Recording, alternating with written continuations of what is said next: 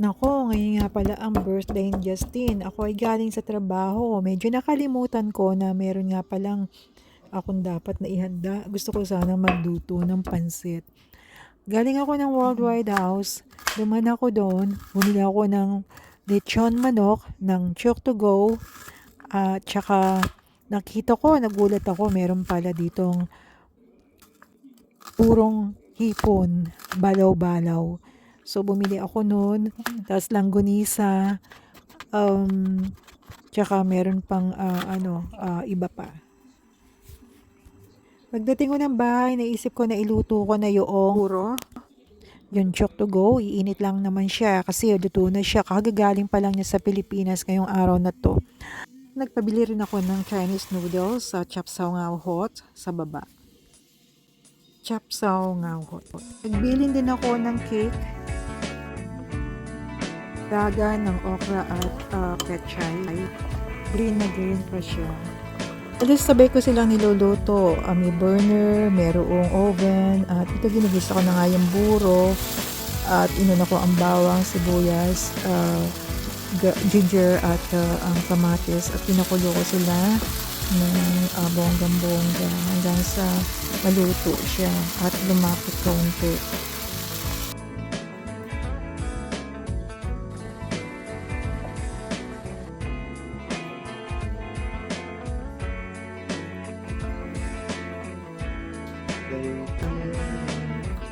Happy birthday to you. Happy birthday to Justin. Happy birthday to you. Yay! Tina, make a wish. Make a wish for her.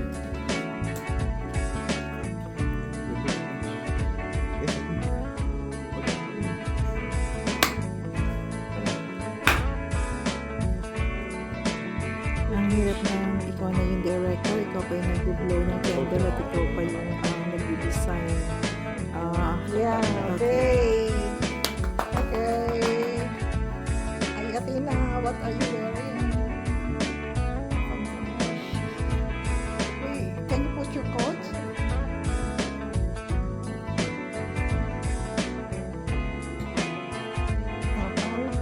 There's okay.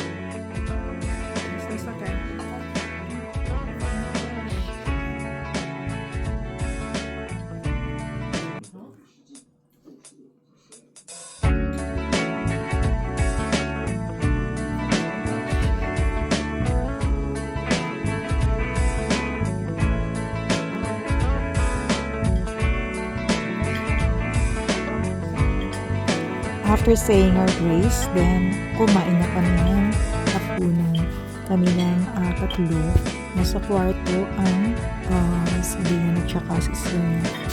At kami naman ay pinagsalu-saluhan namin ang inihanda ko na pagkain. Simple lang siya pero it's really filling kasi meron kaming carbohydrates like pancit and with beef and vegetables plus yung chicken. Tatlo lang naman kaming kumain, apat bali ng isang chok to go. It's good enough for the 4 of us. At meron pang mga buro at mga gulay, burong balaw-balaw at gulay. Ang saya ng kainan namin. And we have the pichi-pichi at ginataang halo-halo. At meron pang mga cakes. And may lumpia pa pala and pritong talong. At sarap ng kainan namin. Masayang kainan at mainit-init pa. Habang mainit-init, masarap talagang kumain pag ganitong malamig ang panahon. An impromptu preparation na hindi na nga rin nakapagluto ng mga iba pa. Kung meron mang lulutuin, meron nga. Pero anyway, masaya naman kami. Nakaraos naman sa preparation, sa pag-prepare, sa celebrate ng birthday. What is important is ang salo-salo, ang mga sama-samang pagkain na may kaluguran at pagpapasalamat sa buong magkakal.